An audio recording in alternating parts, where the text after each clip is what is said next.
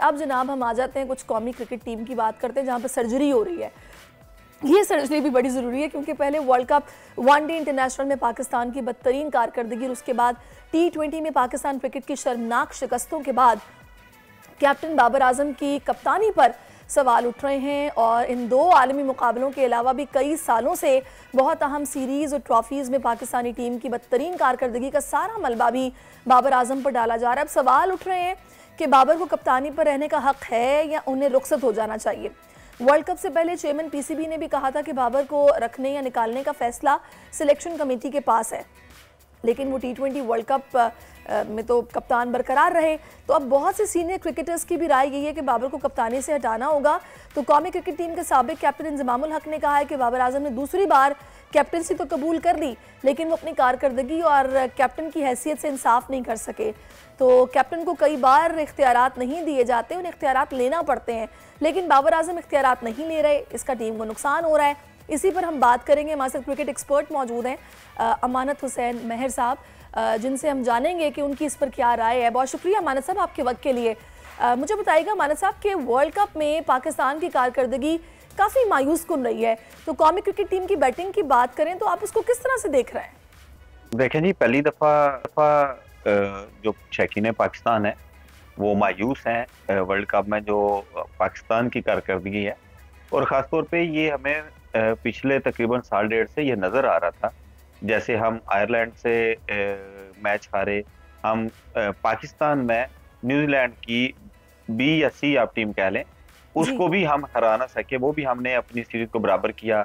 England में हम बड़ा बुरी तरह हारे, और ये जो चीज़ें थी बेसिकली शुरू से ही हमें मिडल आर्डर का खास तौर पे बड़ा फुकदान रहा है। हमें बड़ा वाज़ेह दिखाई दे रहा था कि हमारी मिडल आर्डर जो है वो कमज़ोर है, लेकिन इसके बावजूद जो टीम सेलेक्ट की गई वर्ल्ड कप के लिए वो मुनासिब नहीं था। हमेशा से जब भी बात हुई तो वो जी वेस्ट इंडीज़ में आजम खान अच्छा खेल रहा है, इफ्तार की और सैम अयूब की वेस्ट इंडीज़ में अच्छी कारकर्दगी है। कभी उन्होंने ये नहीं देखा कि जिस पहले आप सुपर 8 में जाएंगे तो फिर आगे जाके खेलेंगे। तो सुपर 8 में और ख़ास तौर पे अमेरिका जैसी टीम से हारना ये एक बहुत मायूस कारकर्दगी है, और ख़ास तौर पे मैच जीते हुए और हमारा जो मिडल आर्डर है बेसिकली वही हमारी हार का जो है वो जिम्मेदार है, क्योंकि हमारे मिडल आर्डर में कोई भी एक ऐसा बैट्समैन नहीं था जो हमारे ओपनर्स को या हमारे टॉप ऑर्डर को ये कॉन्फिडेंस देता है कि आगे खेले, अगर तो पीछे आप अगर आउट भी हो जाते हैं तो पीछे हम संभाल लेंगे।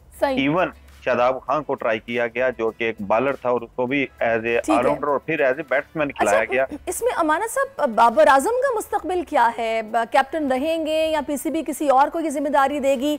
आपके जहन में ऐसा कैप्टन कौन सा नाम आता है फिर? देखिए जी, कप्तान ने बड़े गलत फैसले लिए, इसमें कोई शक नहीं, और बहुत सारे ऐसे फैसले थे खास तौर पे जैसे आप देख लें अमेरिका का जो आपका मिड ऑफ अंदर खड़ा करना, जबकि बॉल जो है वो ओवर पिच बॉलर हमारा कर रहे हैं, और उस वक्त कोई तुक नहीं बनता था कि आप फील्डर को जो है वो दायरे के अंदर लें, क्योंकि जब आगे बॉल की जाती है तो मिड ऑफ और मिड ऑन जो है वो पीछे फील्डर लिया जाता है, और अगर आप शॉर्ट पिच कर रहे हैं तो फिर आप जो है वो फाइन लेग या बाकी जो है उनको फील्डर्स को बाहर लें। तो कुछ और भी इस तरह के बड़े गलत फैसले भी हुए। शादाब को लोग कहते हैं कि दोस्तियों की वजह से साथ रखा गया, जबकि शादाब जो है पीछे साल डेढ़ से उसकी कारकर्दगी नहीं थी।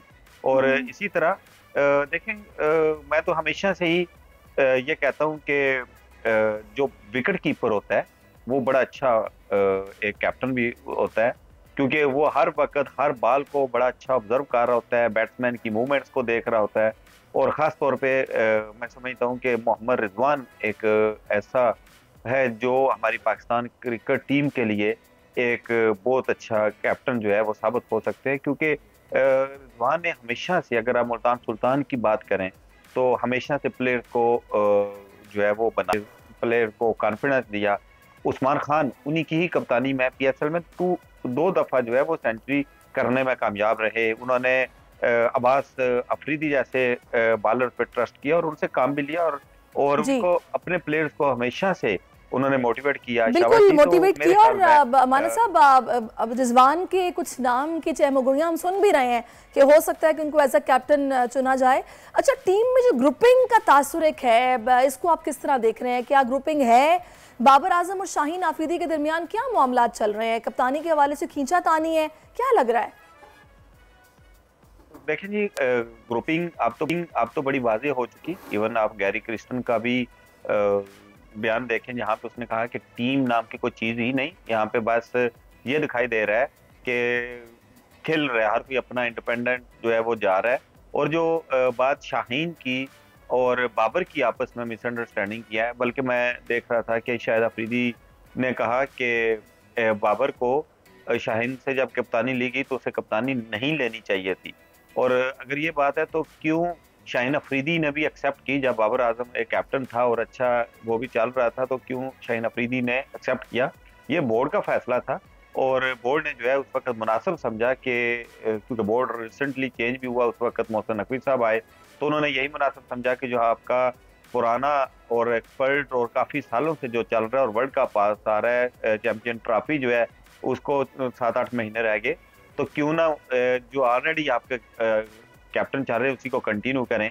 और इसमें बहुत सारी ऐसी चीज़ें हैं जो ग्रुपिंग में या देखें आ रही हैं, तो ये ऐसे होना नहीं चाहिए। जब आप एक कंट्री के लिए खेल रहे होते हैं, अपने मुल्क के लिए नुमाइंदगी कर रहे होते हैं, तो इस तरह की चीज़ें मैं समझता हूँ ये हमारे लिए एज ए पाकिस्तानी कौम एक शर्मिंदगी का बायस बनी। और आज दुख होता है जब दूसरे लोग और दूसरे मुल्क के लोग जो है वो इसके ऊपर बात करते हैं। और यही वो टीम थी जो 2 साल पहले हमारे ऑस्ट्रेलियन जो जब उन्होंने यहाँ पे इसी टीम की तारीफ की कि जितना ड्रेसिंग रूम पाकिस्तान टीम का अच्छा है, मैंने आज तक किसी का नहीं देखा। बिल्कुल तो बिल्कुल आपने बजा फरमाया। इसमें अमानत साहब एक और चीज भी है कि आप नहीं समझते कि हंगामी तौर पर पिचेस तैयार करने की कोशिश के दौरान आईसीसी ऐसी पिचेस नहीं बना सका जहां क्वालिटी क्रिकेट देखने को मिलती?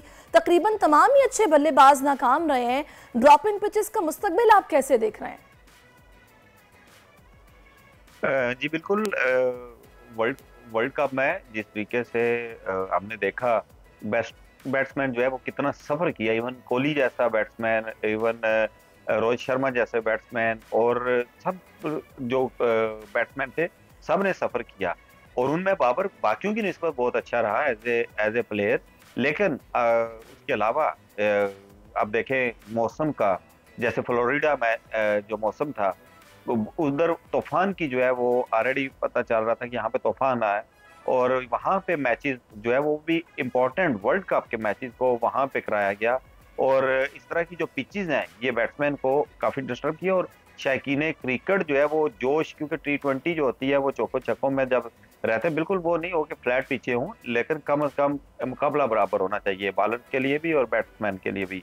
और उसके साथ जो है बारिश, देखें आप पाकिस्तान का कितना बड़ा लॉस हुआ, श्रीलंका का बारिश की वजह से लॉस हुआ, और इसी तरह बाकी भी टीमें, इंग्लैंड का भी हो जाना था लेकिन वो उसकी लक अच्छी के वो बच गए। और इस तरह की टीमें जो, इस तरह की पिचेस जो हैं वो वर्ल्ड कप में नहीं होना चाहिए, बड़ी मायूस हुई। और उसके अलावा अगर आप मैच देखें जो आयरलैंड का मैच होना था अमेरिका के साथ, और अगर आयरलैंड जीता तो पाकिस्तान 100% पहुंच जाता, तो उधर भी उनके पास कोई, अब वर्ल्ड कप का मैच करवा रहे हैं और ड्राई ग्राउंड करवाने के लिए आपके पास 1-2 मशीन पड़ी हैं जिनसे आप ड्राई कर रहे हैं। और इसी तरह देखें पाकिस्तान में हुआ तो हेलीकॉप्टर से ड्राई कर दिया गया। तो वर्ल्ड कप जैसे मैच, और आपको ऑलरेडी पता था कि यहाँ पे बारिश के चांसेस है, तो ये जो है ये आईसीसी के लिए एक क्वेश्चन मार्क है, क्यों उन्होंने इन पिचेस को, इन ग्राउंड को ड्राई करने के ऊपर ज्यादा एडवांस टेक्नोलॉजी को बिल्कुल, ये आईसीसी के लिए क्वेश्चन मार्क है। आपने बिल्कुल ठीक कहा। अच्छा, मुझे बताइएगा वर्ल्ड कप की मुमकिन फाते टीम कौन सी हो सकती है?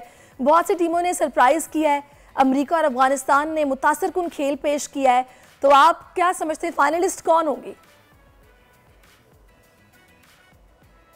देखिए, अब जिस तरह की क्रिकेट हो रही है, जिस तरह की ग्राउंड हैं, पिचेस हैं, वेस्ट इंडीज में अब बैटिंग पिचें हैं, हाई स्कोरिंग भी होना है,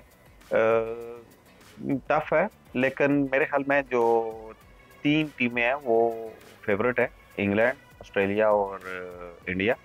और इंडिया का जो होता है ये सेमीफाइनल, फाइनल में नर्वस होते हैं प्लेयर और वहाँ पे टफ होता है, और ऑस्ट्रेलिया जितना उतना ही स्ट्रांग है। तो मेरे ख्याल में इंडिया ऑस्ट्रेलिया का मे बी फाइनल हो, और ज़्यादा चांसेस जो है वो ऑस्ट्रेलिया के ही लग रहे हैं। सही, चलें जी, हमारी तो दुआ ये है कि बस इंडिया ना जीते, बाकी उसके मुकाबले में जो भी टीम हो वो भले वर्ल्ड कप ले जाए। तो बहुत शुक्रिया आपका, बड़ी गहरी नज़र है आपकी क्रिकेट पर, और आपके कीमती वक्त के लिए हम आपके शुक्रगुजार हैं। सब्सक्राइब करें और बेल दबाएं ताकि कोई खबर रह न जाए।